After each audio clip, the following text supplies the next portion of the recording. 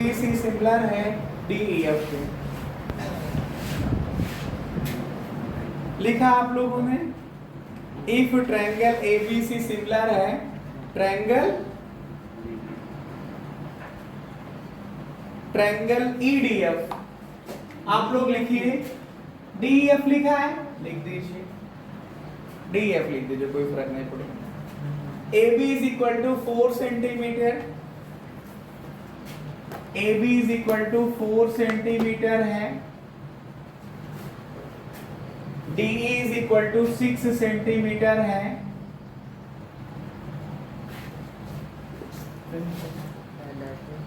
EF is equal to 9 centimetre है,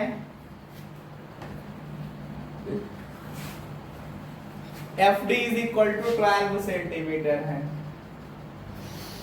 FD is equal to 12 centimetre. Find perimeter of triangle ABC, find perimeter of triangle ABC, find perimeter of triangle ABC।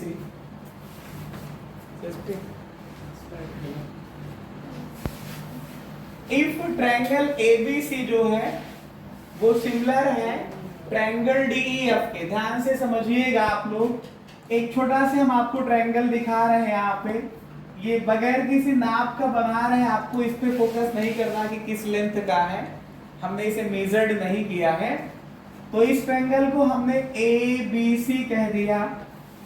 ABC triangle में आपका जो AB है ये 4 centimetre है। दूसरा triangle जो आपके पास है वो कौन सा है, DEF, DEF। अब आप थोड़ा से समझिएगा, इन्होंने जो यहाँ पे एक शब्द यूज किया है कि ये ट्रायंगल इसके सिमिलर होगा, मतलब A पे जितने डिग्री का एंगल बनेगा उतने ही डिग्री का एंगल D पे बनेगा, जितने डिग्री का एंगल B पे होगा उतने डिग्री का एंगल E पे होगा, जितने डिग्री का एंगल C पे होगा उतने ही डिग्री का एंगल F पे होगा।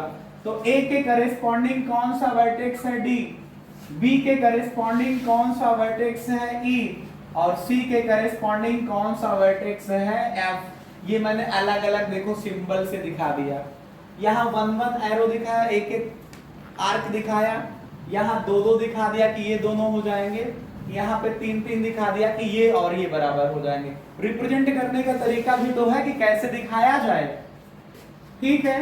अब आप बताइए, क्वेश्चन में दिया है कि DE की वैल्यू 6 सेंटीमीटर है, EF हमारे पास जो है वो 9 सेंटीमीटर है, और FD जो है वो 12 सेंटीमीटर है, इतना लिखा है। तो आप लोगों को मैं बता चुका हूं, और नहीं जानते हैं तो जान लीजिए, अगर दो ट्रायंगल सिमिलर हैं, दो ट्रायंगल सिमिलर हैं या इक्वी एंगुलर हैं, दो ट्रायंगल सिमिलर हैं या इक्वी एंगुलर हैं, तो उनकी करेस्पॉन्डिंग साइड का जो रेशियो होगा वो इक्वल होगा।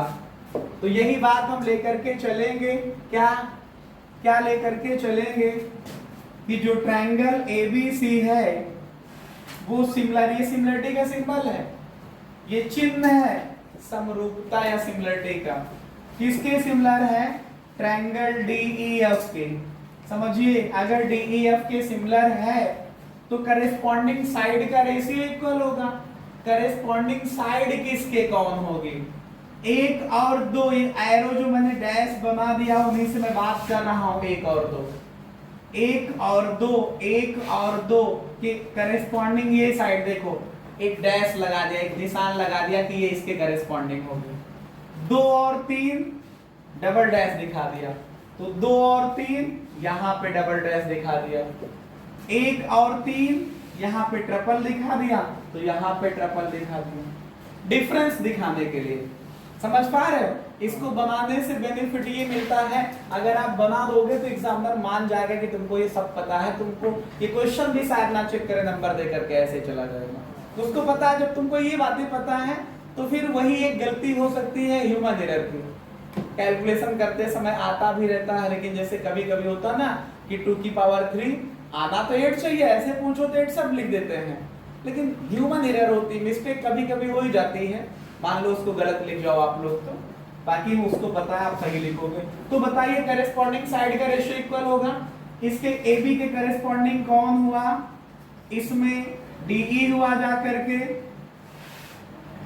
बराबर इसके BC के करेस्पॉन्डिंग कौन हुआ, इसमें EF हुआ जा करके, इसमें AC के करेस्पॉन्डिंग कौन हुआ, इसमें DF हुआ जा करके। एक बात और समझ लीजिए, बस क्वेश्चन का आंसर आ जाएगा। अगर पहले न्यूमरेटर में इसकी साइडों को लिख रहे हो, तो एक में अगर इसके न्यूमरेटर को लिखा है, इसकी साइड को न्यूमरेटर में रखा है, तो फिर पूरी न्यूमरेटर में इसी ट्रायंगल की साइडें होंगी। नहीं पता चले इसका इसके साथ लिख दो, फिर इधर से शुरू कर दो इसका इसके साथ। समझ रहे हो? ये भी बात ध्यान देने लायक है आप लोगों के लिए। AB आपके पास 4 है, DE आपके पास 6 है, इज इक्वल टू BC पता नहीं, EF आपके पास 9 है, इज इक्वल टू AC पता नहीं, DF आपके पास 12 है। ये एक इक्वेशन बन गई। इस इक्वेशन की हेल्प से आप BC निकाल लीजिए, आप AC निकाल लीजिए। देखिए इन दोनों को बराबर ले लो तो BC निकल आएगा, पहला और लास्ट वाले को बराबर ले लो तो AC निकल आएगा। तो ये आया 4/6 बराबर BC/9, क्रॉस मल्टीप्लाई करिए, 4 × 9/6 बराबर BC आ जाएगा। 9 चौके 36/6 का मतलब 6 सेंटीमीटर आ जाएगा।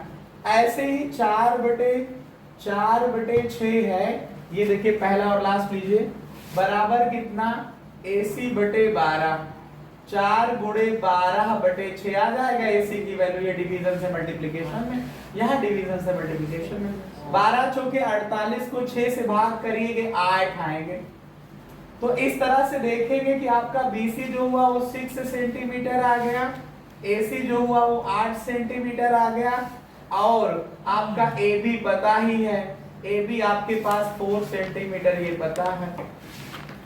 फिर आपकी जानकारी के लिए आपको एक बात बता दे, किसी ट्रायंगल के पेरीमीटर को पूछा गया है। पेरीमीटर का मतलब इस पॉइंट से चलिए तो सभी को बाहर से नाप लीजिए, मतलब करिए क्या, AB नापिए, BC नापिए और CA नापिए, सबको जोड़ लीजिए तो पेरीमीटर निकल आएगा। तो इसका मतलब क्या हुआ, पेरीमीटर ऑफ जो ट्रायंगल ABC है वो कितना आएगा, AB प्लस का BC प्लस का CA। AB हमारे पास 4 सेंटीमीटर हुआ, BC कितना है 6 सेंटीमीटर है, AC 8 सेंटीमीटर है। इसको जोड़ोगे आप लोग तो 18 या 18 सेंटीमीटर आ जाएगा। ठीक है,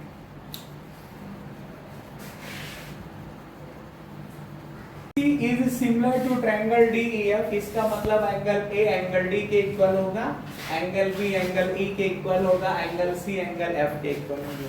ये फिगर आपके पास क्वेश्चन में दिया हुआ है, आप इसको अपनी मर्जी से लिखेंगे। बात समझ पा रहे हैं? फिर यहाँ पे समझिए कि अगर एंगल A एंगल D के इक्वल होगा, एंगल B एंगल E के इक्वल है और एंगल C एंगल F के इक्वल है, तो इनकी करेस्पॉन्डिंग साइड का रेशियो इक्वल होगा। सिमिलरिटी का जो क्राइटेरिया है एंगल एंगल एंगल का।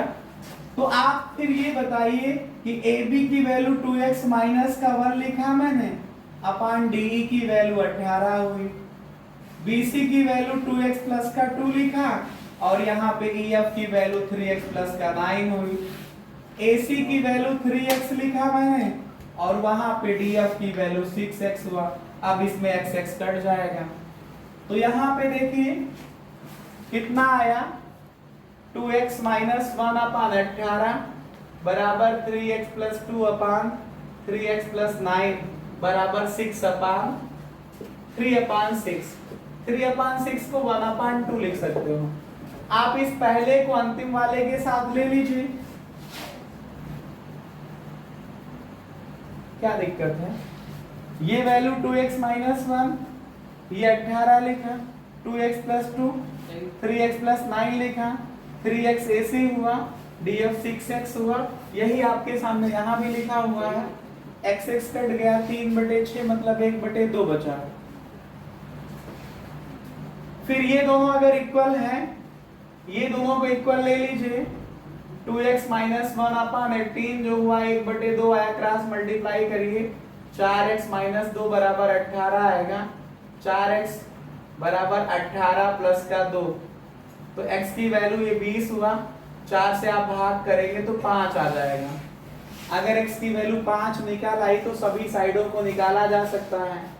आप a b ले लीजिए, 2x माइनस का 1, 2 इंटू एक्स की वैल्यू 5 माइनस 1 का मतलब 9 सेंटीमीटर आ जाएगा, या जो भी आप यूनिट बताओगे। ऐसे ही आपका BC जो हुआ 2x प्लस का 2 हुआ, 2 इंटू एक्स की वैल्यू 5 प्लस का 2, 10 दूनी 2 पंचे 10, 2 12 आ जाएगा। और ऐसे ही आपके पास AC निकल आएगा 3x का मतलब 3 इंटू 5 मतलब 15। यूनिट लिखो चाहे सेंटीमीटर लिख दो, फिलहाल दिया नहीं है। फिर आपका जो DF हुआ वो 6x है, तो 6 इंटू 5 का मतलब 30 हो जाएगा। और आपके पास EF जो है वो 3x प्लस 9 दिया हुआ है, 3x की वैल्यू 5 प्लस का 9, 3 पचे 15, 9 24, ये आपके पास सेंटीमीटर या यूनिट में लिख सकते हो। तो इस तरह से करते हुए आपके पास सिमिलरिटी का यूज करते हुए जो करस्पॉन्डिंग साइडें दी होती हैं, कुछ नहीं दी होती हैं, तो उनका रेशियो का यूज करके हम इनकी साइडों को निकाल सकते हैं। ठीक है।